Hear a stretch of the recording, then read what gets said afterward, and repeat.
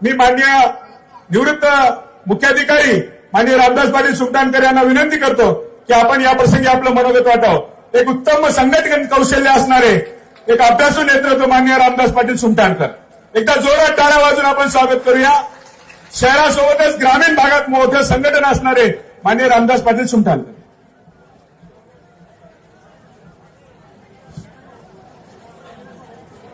आराम से, कोई गड़बड़ नहीं। क्या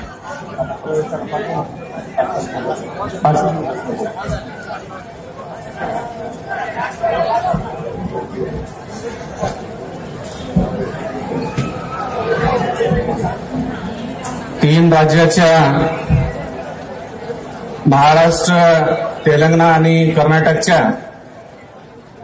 संतांचा सहवास असलेल्या या पवित्र अशा देगलूर नगरीमध्ये आजचा देखणा असा हा भव्य सुंदर प्रवेश सोहळ्यासाठी उपस्थित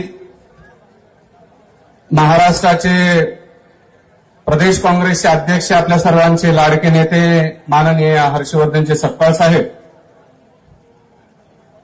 आपल्या सर्वांचं लाडकं युवा नेतृत्व, ज्यांच्या आजोबापासून, ज्यांच्या वडिलापासून आता या तिसऱ्या पिढीपर्यंत या देगलूरवरती प्रेमाचा आशीर्वाद असतो असे माननीय खासदार रवींद्र चव्हाण पाटील साहेब, ज्यांनी सुंदर असं मनोगत व्यक्त केले। आपल्या सर्वांचे लाडके जिल्हाध्यक्ष आदरणीय माजी आमदार हनुमंतरावजी पाटील बेटमोगरेकर साहेब, या भागाचं एक लाडकं नेतृत्व, ज्यांना ग्रामीण भागामध्ये अत्यंत प्रेमानं आणि आदरानं वागवलं जातं, ज्यांचे विचार ऐकावे वाटतात असे आमचे मार्गदर्शक मोठे बंधू प्राध्यापक यशपाल भिंगे सर, या नगरीचे लोकनेते, ज्यांनी स्वर्गवासी मसनाजी निलमवार साहेबांनी घालून दिलेल्या विचारसरणीवर विकासाचा गाडा पुढे नेत आहेत। आज ते लोकनियुक्त नगराध्यक्ष असूनही जनतेमध्ये बसतात असे आमचे मोठे बंधू, या शहराला विकासाकडे घेऊन जाणारे माननीय मोगलाजी अण्णा शिरशेटवार साहेब, माजी नगराध्यक्ष आमचे कुटुंब प्रमुख माननीय बालाजी रोयलावर साहेब, या शहरामध्ये युवा नेतृत्वामध्ये एक प्रगल्भ विचारसरणीनं जे नेतृत्व पुढे येत आहे असे माझे जिवलग मित्र माननीय अविनाशजी निलमवार साहेब, आणि खरोखर साहेब मी अभिमानानं सांगतो की या ठिकाणी ज्यांच्या पुण्याईनं हा या शहराचा गावगाडा चालतो ते स्वर्गवासी माननीय खासदार वसंतरावजी चव्हाण साहेब आणि स्वर्गवासी या शहराचे लोकनेते माननीय मसनाजी अण्णा निलमवार साहेब यांच्या विचारधारेवर हे चालणाऱ्या या दोन्ही महात्म्यांना मी सर्वप्रथम विनम्र अभिवादन करतो।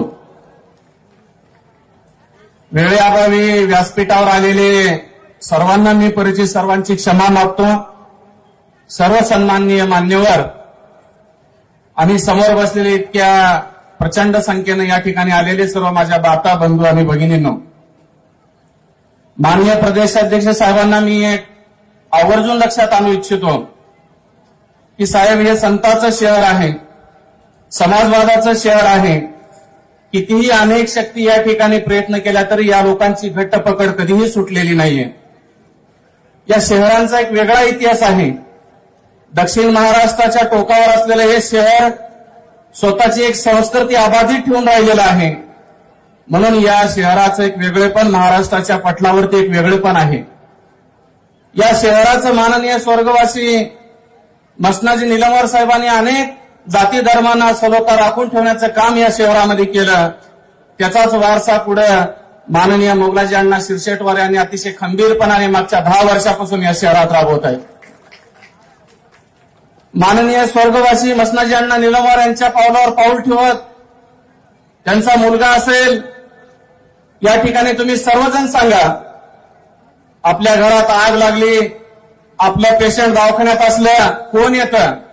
मोगलाजी अण्णा शिरशेटवार, निलमवार साहेब, रोयलावर साहेब येतात। आपल्या घरात कुणाला बिमारी झाली तर कोण येतं भेटायला? सांगा, प्रदेशाध्यक्षांना कळू द्या. आपल्या एखाद्या बायलिकीची अडचण असेल तर ती सोडवायला कोण येतं आपल्याकडे? प्रदेशाध्यक्ष साहेब, हे तिन्ही नेते जमिनीला धरून असणारे आहेत.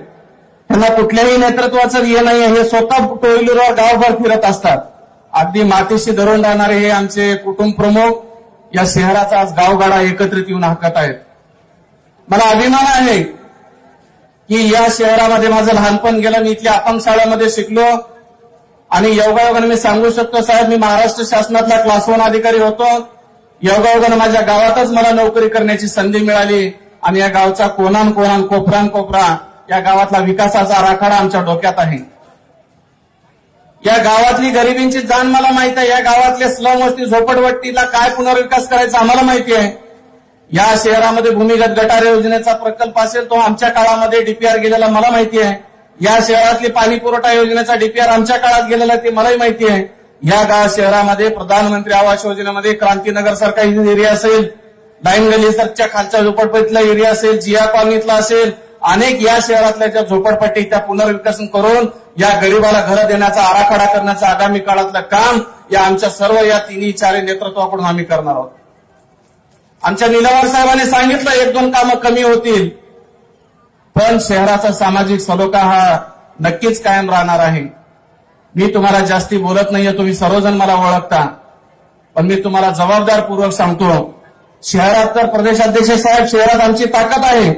मी दाव्यानिशी सांगतो जिल्हाध्यक्ष साहेबांना, कितीही ताकद लावू दे, शहरामध्ये नगराध्यक्ष आमचाच राहील आणि नगरसेवकही आमचे राहतील. ग्रामीण भागातल्या लोकांनी घाबरून जाऊ नये. बरोबर अध्यक्ष साहेब, ग्रामीण भागातल्या लोकांनी घाबरून जाऊ नये. तुमच्या पाठीमागे खंबीरपणाने आम्ही उभं राहणार आहोत.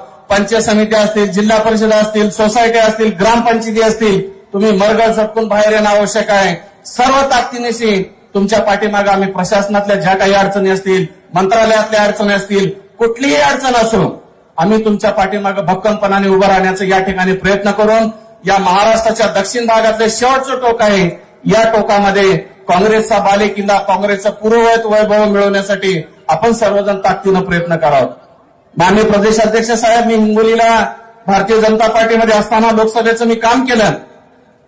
1485 गावापैकी 1100 गावामध्ये मी 2 वेळा फिरलेला आहे. 200 गावामध्ये मी मुक्कामी प्रवास केला. तुम्ही मुक्कामी प्रवासाला जाता आणि या भागामध्ये हिंगोलीपासून, नांदेडपासून लातूरपर्यंत आणि धाराशिव, सोलापूरपर्यंत समाजातल्या माध्यमातून वेगवेगळ्या कामातून असेल, लोकसेवेतून असेल, मागच्या 12-13 वर्षापासून मी काम करतोय. अपडाऊन होत असतं. आजही मला तुमच्या पक्षात येत असताना माझा सर्व जो ग्रुप आहे, माझा जो घटक आहे, तो त्यांना सोडून आपण येणार नाही म्हणून या शहरामध्ये जे घेणारा माणूस होता तो मोगलाजी अण्णा सिरसेटवार उदार काळजानं सर्वांना मध्ये घेतले आणि बालाजी रोहिलावर साहेब असतील, मोहसिन अली साहेब असतील, आमचे बिस्मिल्ला चाचे असतील, मीराबाई असतील, त्याच्याबरोबर महत्वाची भूमिका बजावणारे अविनाश निलमवर असतील, यांनी अगदी उदार मतानं आपण एक राहून या शहराची संस्कृती टिकवून ठेवण्यासाठी आपण सर्वजण एकमेकाला आलिंगन देऊन आपण या ठिकाणी विकास करतात. तुमच्या मनाचा मोठेपणा आहे, आम्ही निमित्त मात्र आहोत, पण तुम्हाला मी आश्वासक सांगतो, या पुढच्या काळामध्ये पक्षाची ध्येय धोरणं असतील, मंत्रालयातली कामं असतील, प्रशासनातली कामं असतील, आपण सर्व ताकदीनं गोरगरिबांची, दीनदलितांची, दिव्यांगाची, कष्टकरी शेतकऱ्यांची या ठिकाणी आपण चांगली सेवा करून पक्षाला बळकटी देऊ. मी जाता जाता सांगतो अध्यक्ष साहेब, स्वर्गवासी मसनाजी निलमवर साहेबांनी अनेकांना घडवलं, बोट धरून चालायला शिकवलं, जे भीक मागत होते त्यांना करोडपती केले. केले का नाही केले? केले का नाही केले? आज साहेब या सर्व आप्तेष्टांनी एका तरुण पोराला घेरण्याचा प्रयत्न केला. अशा वेळी हा मर्दासारखा मित्र त्याच्या पाठीमागे खंबीरपणाने उभा राहिला आणि मी दादानीशी सांगतो, मोगलाजी अण्णा सिरसेटवानी लहान भावासारखं, रोहिलार साहेबांनी लहान भावासारखं त्याला आम्ही जवळ घेतलं. त्याला घेरणारे विरोधक नव्हते, त्याला घेरणारे त्यांच्या जवळच्या वडिलांसोबत 24 तास राहणारे आज बगावत करून त्याला घेरण्याचा प्रयत्न केला, पण तो अभिमन्यू आहे. त्यांनी स्वतःला सिद्ध करून दाखवलं. हे जे आहे साहेब, हे काही मजुरीचे लोक नव्हते, हे लोक निलमवर साहेबांवर प्रेम करणार होते. या ठिकाणी आमच्या काकू आहेत, श्रीमती मनोरमा निलमवर काकू, हे आमच्या मुख्य पालक आहेत.